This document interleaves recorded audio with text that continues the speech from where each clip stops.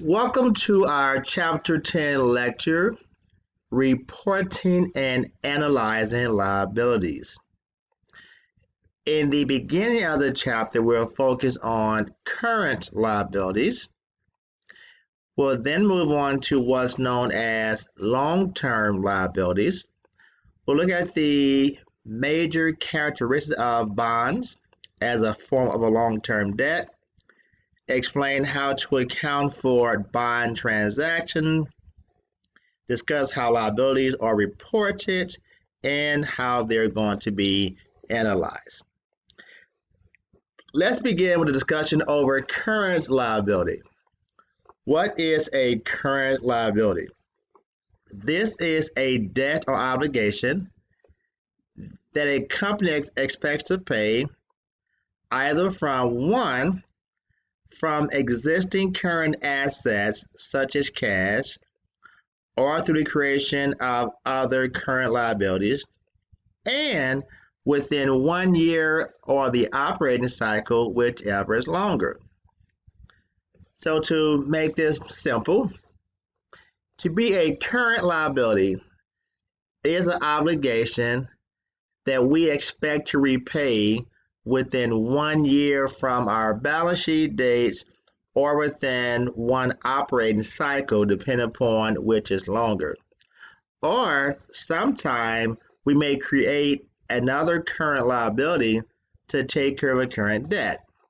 For example, let's say that you have a credit card balance, and then you decide to get another credit card and transfer the balance from the old credit card to the new credit card. What are you doing? Well, you're paying a current liability through the creation of other current liabilities. Notes payable, accounts payable, unearned revenues are examples of different types of current liabilities. So the determining factor is when does the debt becomes due. Determine whether it be a current liability or what we call a non-current or long-term liability. Question: to be classified as a current liability, a debt must be expected to be repaid within A, B, C, or D.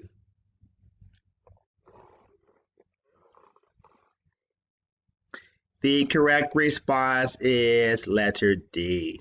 All right. Notes payable is a form of a debt. It is a written promissory note. So if you have a student loan, if you have a car note, if you have a mortgage, you have signed a promissory note. You have a notes payable. A notes payable is a written promissory note where the borrower agrees to pay back interest plus the amount borrowed at some point in time in the future. So a notes payable can be used to finance your short-term needs. The actual time period varies. So if that note becomes due within 1 year of your balance sheet date, we'll record it as a current liability. We have First National Bank agrees to lend $100,000 on September 1st if Cole Williams Company signs a $100,000 12% 4-month note maturing on the 1st of January. So when a company issues an interest-bearing note, the amount of assets is received generally equals the note's face value. So to record this transaction on the 1st of September, we're Cole Williams Company. You would debit cash for $100,000, recognize a debt notes payable in the amount of $100,000.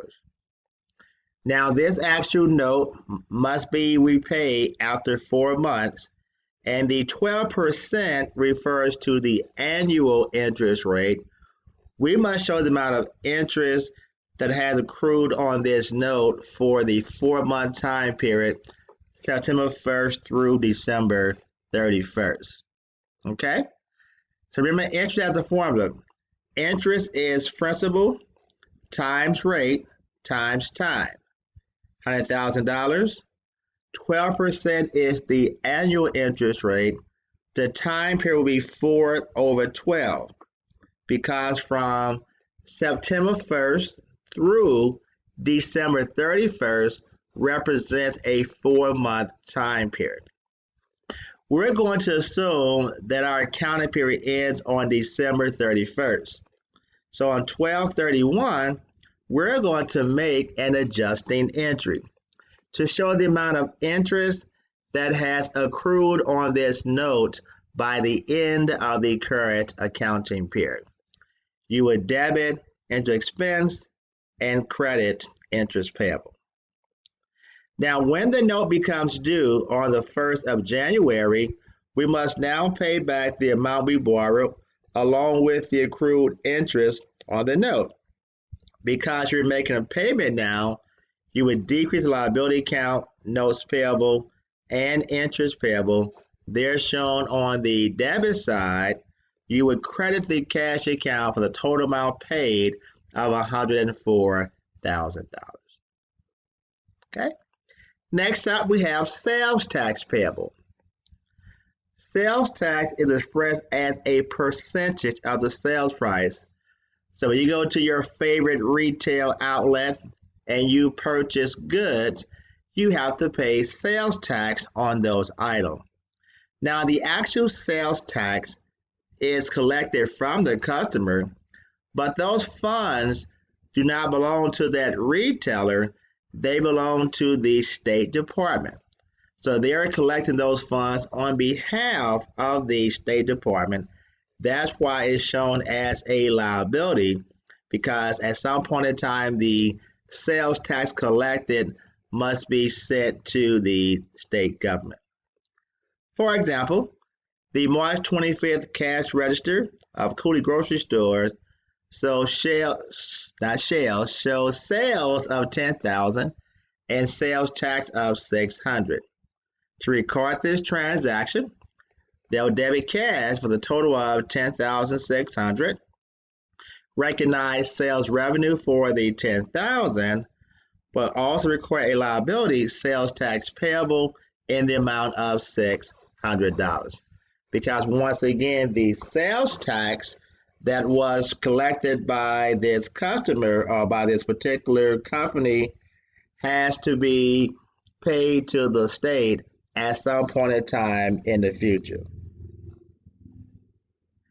Now, Cooley Grocery rings up total receipts of $10,600 because the amount received from the sale is equal to the sales price plus sales tax. So what we're saying here is what happens if you just have the amount in the register, but it doesn't indicate that what portion is sales, what portion is sales tax.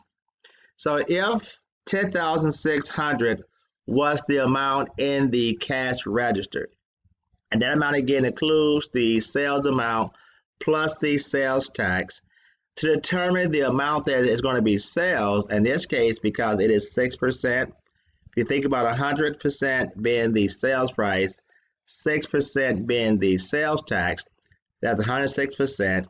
You would take 10,600, divide that by 1.06.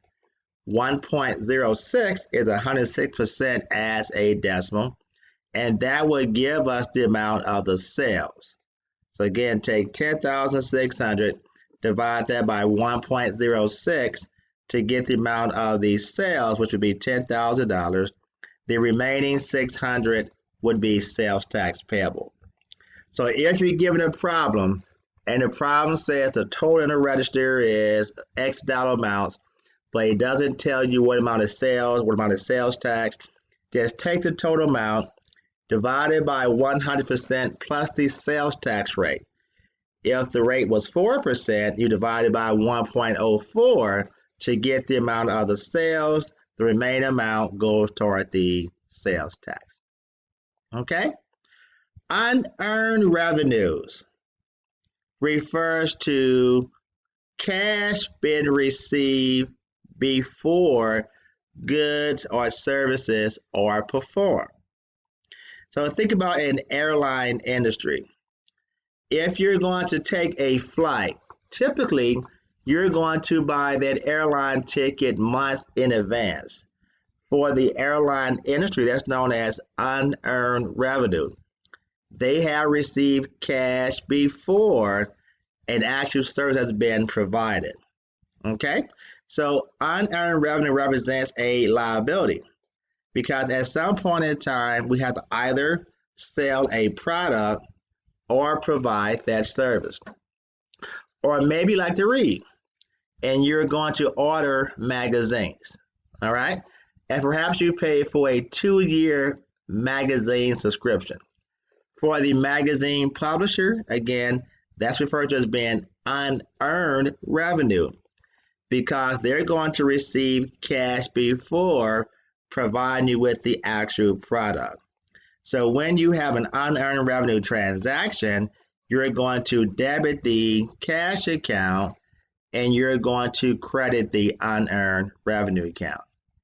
Now, as time goes on, as the unearned revenue is being earned, you're going to decrease the liability account, unearned revenue, and you're going to recognize your revenue account.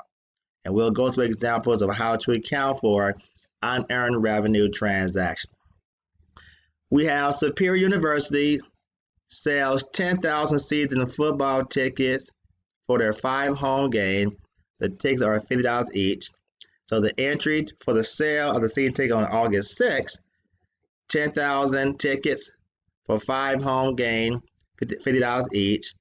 They will debit cash for a total of $500,000. Okay? And they're going to credit unearned ticket revenue because at this point in time, none of the home games have been played. At this point in time, it's known as unearned ticket revenue.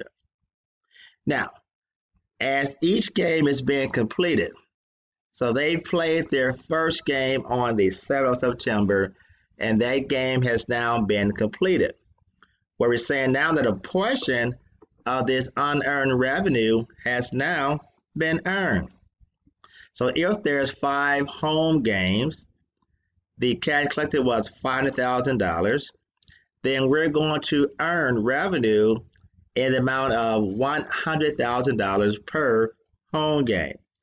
So to record this transaction, you would debit unearned ticket revenue, decreasing your liability account, and you would credit ticket revenue account for $100,000. Okay? Current maturities of a long-term debt. Now, the question you may ask yourself is, can debt be both current and long-term? And the answer is yes, meaning that a portion of the debt can be current while the remaining portion can be long-term. For example, we have Wendy Construction issues a 5-year interest-bearing note for $25,000 on 1/1/2016. The note specified that each January 1st during 2017, they're going to pay $5,000. So this note is going to be paid back over 5 years, with the first payment being due on 1/1/2017.